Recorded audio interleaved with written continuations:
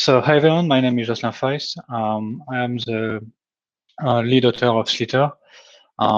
With me, we have many people from 12 bits and a couple of people from outside.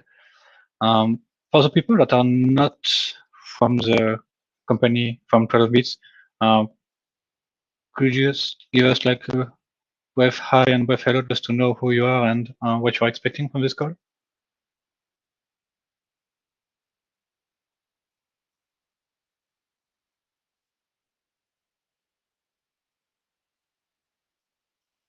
Okay, I guess we can just start. A couple of people are joining. Okay. Yeah. Sorry, Stefan, what did you say? Okay.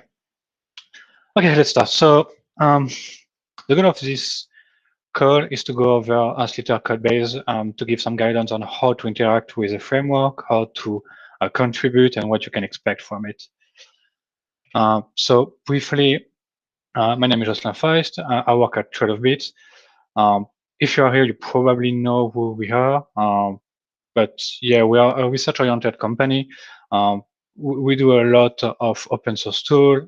We have Slither, that is a static analyzer for smart contract, but we have also many other program analysis tool for smart contract, including Manticore and Ekena and stuff like that. But yeah, I'm expecting that you know who we are.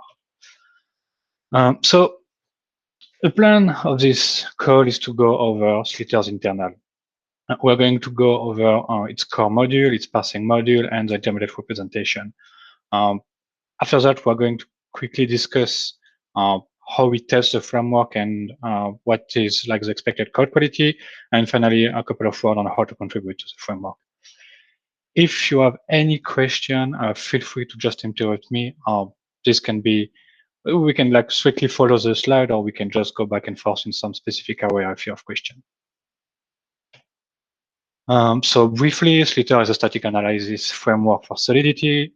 It includes a lot of vulnerability detector, as you probably know. We have a couple also of optimization detection. Slither can be also used for code understanding and to assist you during your code review. It has like many inbuilt features, like a lot of data dependencies, analysis and stuff like that, where you can just use Slither API during a code review to have like a better understanding and to have like automatic check. But most of its usage is done through the command line interface, where you just run Slither and the code base, and it's going to run all the detector and provide directly like feedback on what is the state of the code base. So on a high level, the way Slither works is that it's going to take the JSON AST from the compiler, which contain all the information about the contract. It's going to perform a couple of analyses that we're going to go through today to recover like the information about the contract. It's going to translate Solidity to its intermediate representation, and it's going to provide a couple of code analysis. On top of that, there is like the API, and we have like the vulnerability detector, the printer, and some other tools that we built on top of the framework. In this schema, Slither takes directly the JSON from the compiler. It's a bit out of date. Now we have a specific library for this. It's called qt-compile.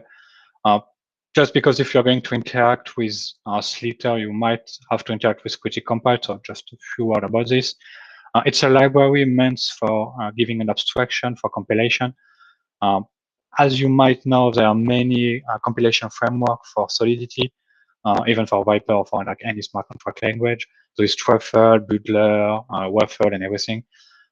So we just built this compilation library to provide this abstraction so that we don't have to worry about whatever platform people are using. Historically, it was part of Slither codebase, but it was extracted, and now it's used by other tools such as Ekena, Manticore, and I even think that Oriented is looking to integrate qt-compile in the workflow. Okay, let's start with the code. So these are all the main modules from Slither. It can be split in 4 categories. The first category is the internals with analysis, core Slither, Salsi parsing and visitor that you can find here. Analysis, as the name suggests, is going to contain a couple of inbuilt analysis. The most important one is as data dependency. We're going to go over core and Slither and Salsi parsing in a minute. All the detector and the printer are in detector and printer. And we also have utils, which is just a bunch of utilities that are used across all the code base. And we have tools which contain third-party tools that we built. As I mentioned, it's a static analysis framework, so we have a couple of like specific tools to perform some really like now feature like checking for upgradability, checking for checking for the ERC and stuff like that. Typically, we also have Slither format, which allow to create patch out of the detector result. Okay, is there any question before I start digging into the internal of Slither?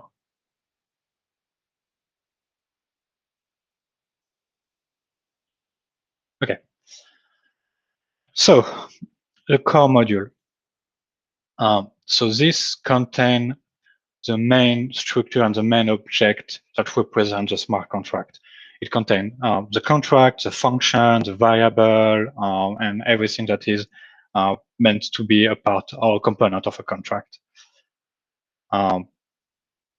Typically, it also contains the CFG, so the node, how the node are connected in a function and stuff like that. Everything which is within core is meant to be an API level object. So everything which is in core should be documented, should have some detail, and should be pretty straightforward to understand for the user.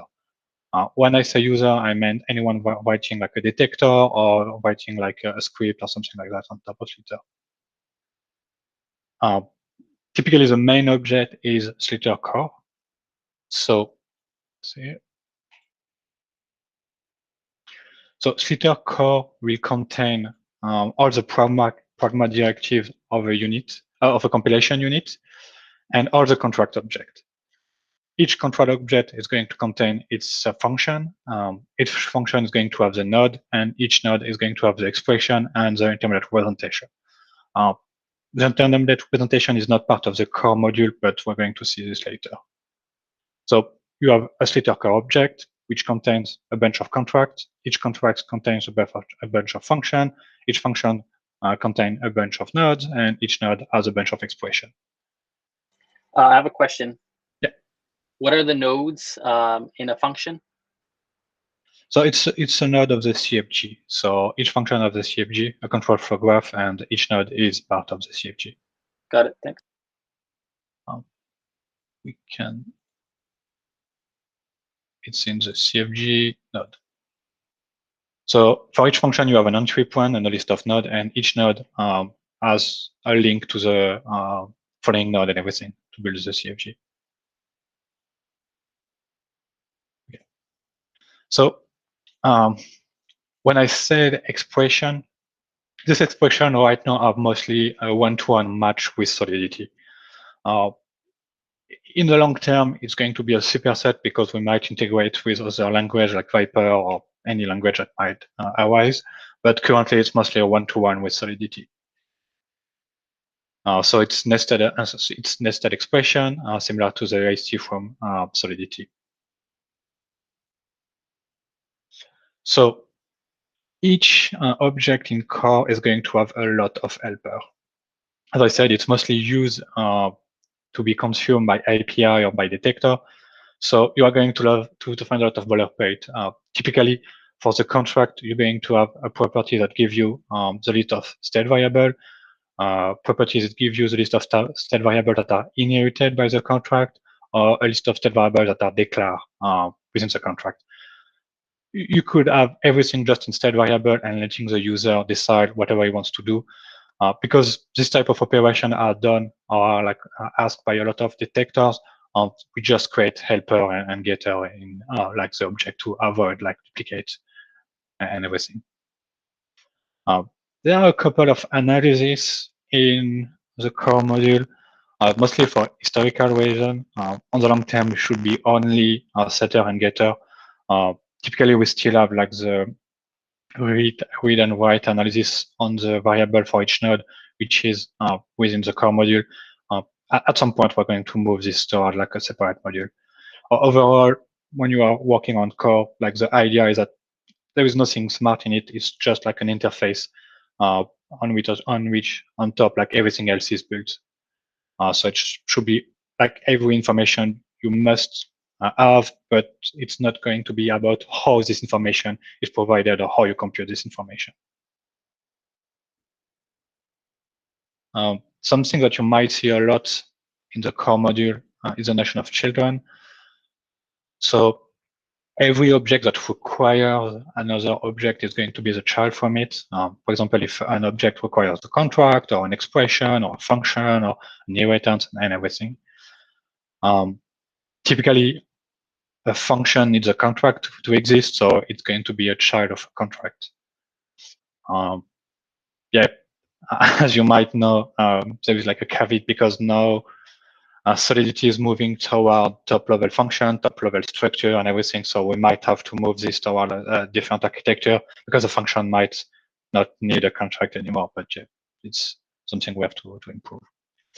Something that you might notice that might seem weird also is that if a contract is inherited by two other contracts, all the functions within the first contract are going to be duplicated, and they're going to have a separate object in each contract. So if you're going to analyze two contracts that inherits the same A contract, let's say, and both are using the function from A, the two objects representing the two functions are going to be different.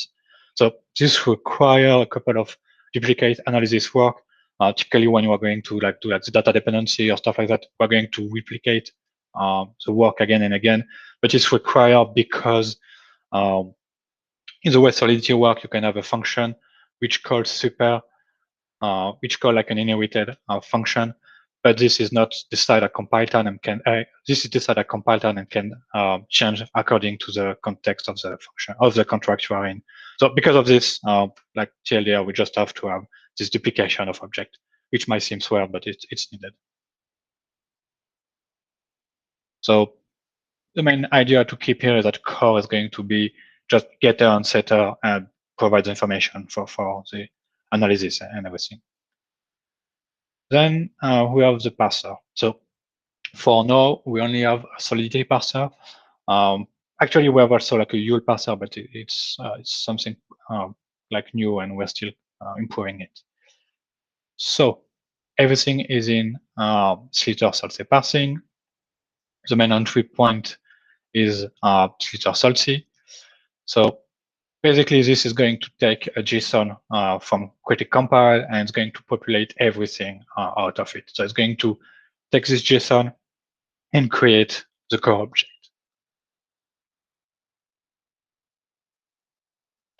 So the parsing of the AST is done on multiple steps. We need this because the first step is going to create all the core object for everything, for the structure, the variable, the function, and the contract. But when we create the core object, we're not going to analyze directly like what's inside this object. Like if you have a structure, we're just going to create a structure. We're not going to populate the information. We do this in a separate step. The reason for that is that typically in a structure, you might have fields that refer to a contract or to a function or like to something else. And you must have a reference to this to create like the function. That's why we're using this refinement while we're doing the parsing. And it's here.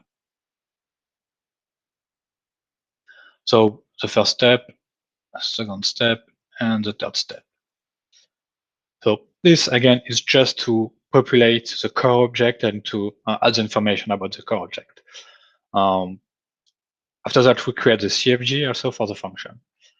At this point, there is no IR, there's just core.expression object. We haven't, when we finish the parsing, we haven't yet created the intermediate representation. So if you go through the parser code base, it's not like the best part of the Slither code base.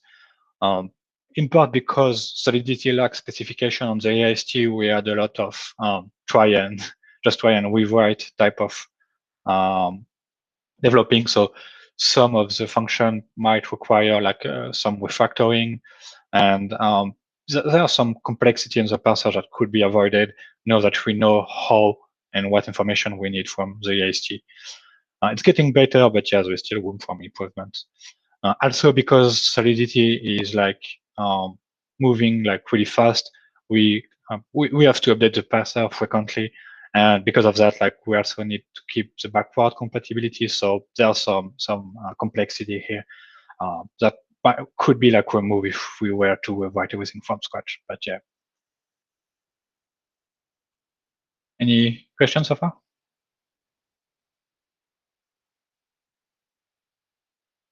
Okay. So we start from the AST. We parse the AST, we create the core object, and now we're going to look at the intermediate representation. So just have a few slides about the IR itself. The intermediate representation, which translates Solidity to our intermediate representation, contains less than 40 instructions. It's a linear intermediate representation. There is no jump. The jump are done within the CFG from Slither. So it's called like an hybrid intermediate representation because you need the CFG. It's a flat intermediate representation in the sense that there is no nested instruction. It's kind of a sweet code address if you're familiar with compiler, but some operand have more than what's required for a sweet code address. We do a couple of code transformation simplification. For example, in Solidity, you have the ternary operator. We're going to remove ternary operator and just create an if then else, just for the ease of analysis. So it looks like this. You have binary operator, you have index for array, you have member for mapping, for structure, sorry. You have a couple of new operator that might not exist in Solidity. For example, we have the new structure, which does not exist in Solidity. This just give you like an example. So this is a mapping of a mapping and subtraction. So we create reference to both access and we decrease information. Slither actually has true intermediate representation. The difference between both is that the second one is exactly the same, but it's in the SSA form. SSA is a standard compilation representation where every variable is assigned only once. This form is pretty standard. It's really useful when you want to do like data dependency or like you want to analyze dead code and stuff like that. Something that you're going to see if you go through the IR is the fee operator, which is again pretty standard, which allows you to indicate that the variable definition is coming from multiple definition. Okay, so the IR itself is in Slither/IR. The operation are here. So you can see all the operation here. So the way we convert the core expression to our intermediate representation is in two steps. The first step is that we are using a visitor, which is basically a traversal through the nested expression, and we are going to create the IR. This is more like a temporary version of the intermediate representation. It has some operation that are not going to be present in the final representation. Typically for arguments, when we do like a call, because of the way the ST is represented, we have to do like this step in between where we create an argument operation to represent the argument of the call. But this is later on removed by the IR in convert. So convert is, I'm going to close everything here, is where a lot of heuristic are happening. It's going to take the IR from the visitor, which contains some temporary operation, and do a couple of transformation. First is going to remove the operand. For example, operator is going to integrate the value in the gas in the call. It's going to do like the tab propagation. It's going to remove some intermediate representation and a couple of other heuristic. The code for convert is critical, but it might be difficult to read because it has a lot of heuristics that are not well documented, to be fair. But yeah, it's also a code which is moving a lot because we are changing the way we're doing the conversion, and because Solidity is adding like new feature, we have to kind of adapt our intermediate representation to work with this feature. Yeah, so it's moving. So we parse the AST, we populate the core object, we translate the core expression to the intermediate representation. After that, we create the SSR representation. So it's in util.ssa. Yeah, this one is pretty standard. We're going to find, we're going to find the origin for the phi operator. We're going to then go iterate and just create like the SSR representation. I'm not going to dig in too more into the SSR representation, but if you have question, I can answer that after. Okay. Then we have a couple of analysis. As I mentioned, I think the most useful analysis, inbuilt analysis, is the data dependency. It's used by many detector and printer. So let's take a look at it. So there are two main entry points for the data dependency, the isDependent function and is1010. So isDependent is going to take a variable, a source, a context, and only unprotected. The context depends if you want to know the data dependency within a contract or within a function. We're going to discuss this in a couple of slides. But just to give like an idea, it's the fact that we might need to have the data dependency that is going to include multiple transactions and not just one. There is also this parameter, only unprotected. This is if you want to have the data dependency working or taking into account that some functions are protected and only callable by the owner. So if you have like, if you want to filter out all the dependencies that can only occur for the user and not for the owner, you can use this filter. The difference between dependent and 1010, 1010 is just is dependent where there is a couple of inbuilt dependency. I think it's here. Yeah, we have a generic tense and we just try to find if it's dependent from the user. So it's either dependent from the user, if it's dependent from a function parameter, or any of this.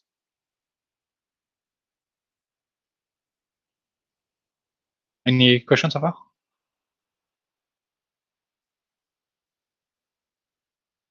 Okay. So why do we need this context? If you take in consideration this contract, which has two functions, and you want to know if my variable b is dependent or not from I. In a standard SSR representation, what's going to happen is that you are going to create something like this, and you are going to lose the information that my variable b can be influenced by A.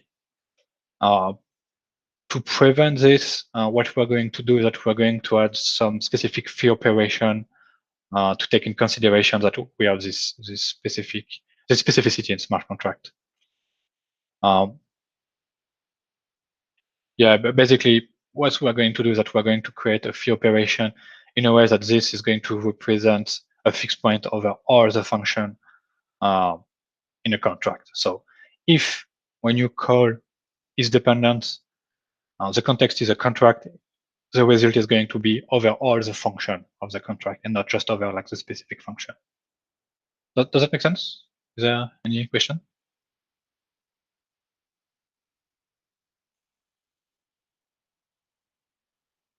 Okay. Yeah, just what I said. Okay, and in terms of detector, so detector and printer, they all follow more or less the same architecture. We have a tutorial here, but basically you can follow this skeleton. You just inherit from abstract detector. You have a bunch of parameter to provide what is the issue, like the severity, the confidence you have in your detector, some information from the wiki. As you probably know, like everything is generated automatically by Slither and is used later by Critic and so on. So you need to provide this. And then you just create your detector. So we have a specific helper, which is called generate result. So the way the output works for the detector is that this is going to take a list of string and Slither object, and it's going to generate a nice result, let's say. So basically, it's going to create a output which allows Slither automatically switch between text output if you're using from the client, for the command line, sorry, a JSON output if you need it, a Markdown. It's going to generate a unique ID for each finding. So if you run the detector on different run and you want to triage the results, it's going to create this unique ID used to triage. For example, if you provide a GitHub URL, it can create a Markdown where you can click on the link and it's going to refer to the GitHub URL you provided. So the magic happened here. Yeah, it's just a bunch of boilerplate to simplify writing detector and to be sure that all the detectors have the same like output and everything.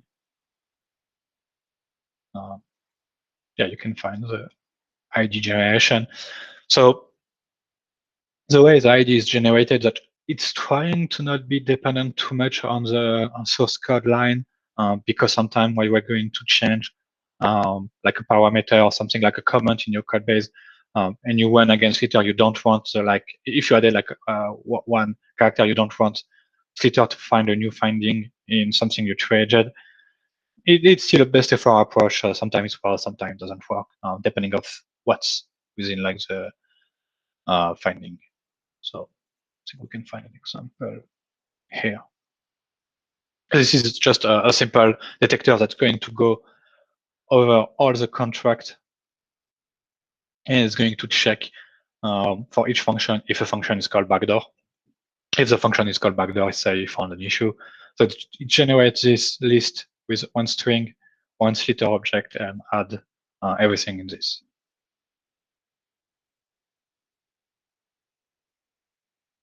Any question regarding the detectors?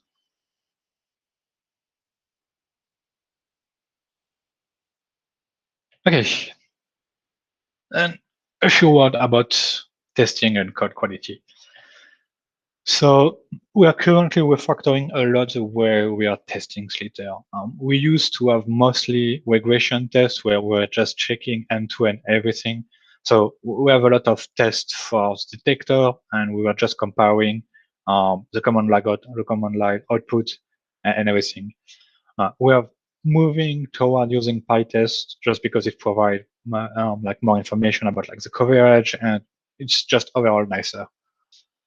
The parsing is not fully tested, so it's something we are improving.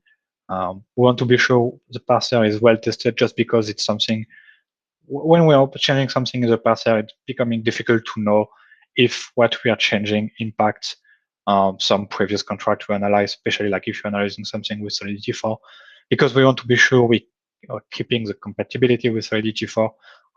We need to improve our testing here. Just to give you like an idea. So for example, for the detector, for each detector, you provide the file you want to analyze and the compiler version you want to analyze. Mostly the same for the AST parsing. Ultimately, we want all the module to be tested with PyTest, but yeah, we are far from it. So it's improving, but yeah, we have a lot of room for improvement in the testing. Same goes for the code quality. So we recently added black pylint and looking good to me to the CI with GitHub Superlinter.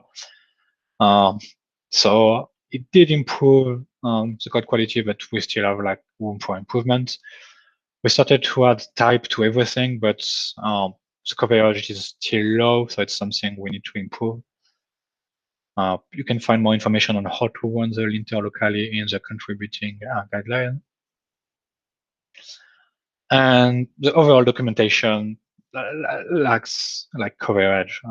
We are actually not using the same style for all the code documentation. So you can say that this is not mature yet in terms of documentation. It's something that we know and we want to improve also. That's where we go to the Q4 goals. So it's mostly about what I mentioned, improving the code quality and the testing coverage. We have this two issue where we want just to reach 100% in code coverage in detector and in parsing. Moving to PyTest did show us that we are actually missing tests for some detectors. This is bad. We have to fix this. But yeah, with documentation, we're going to continue to improve the detector and create new one depending on the time we have. And if you are following Slither, you might have noticed that we have some issue with Solidity 0.7. This is improving. I think we are the next release that is happening for this week should fix a lot of issue developer have with Solidity 0.7. I know that 0.8 is probably going to be released soon, so it's something we also have in our goals to keep in mind. In our goal for the next year, so this is our potential goal. We might change. That's something we have to discuss, but just to have in mind where we go, where we want to go. We started to improve Echidna exploration with Slither. It's something we want to continue to improve, probably also with Manticore. We have this ongoing work to improve our intermediate representation. There are some shortcomings in the intermediate representation, in particular in the way it deals with reference pointers. So that's something we want to improve, but we are not yet done with the refactoring. Obviously, continue to improve the detectors and looking to have a better integration with Code Explorer and have a better user-friendly API. For the Code Explorer, we are probably going to target fair VS Code, but we're going to see how it goes. Just to keep in mind, like the long-term goal or long-term vision for Slither is basically to become the de facto standard for static analysis for smart contract at the industrial level and academic.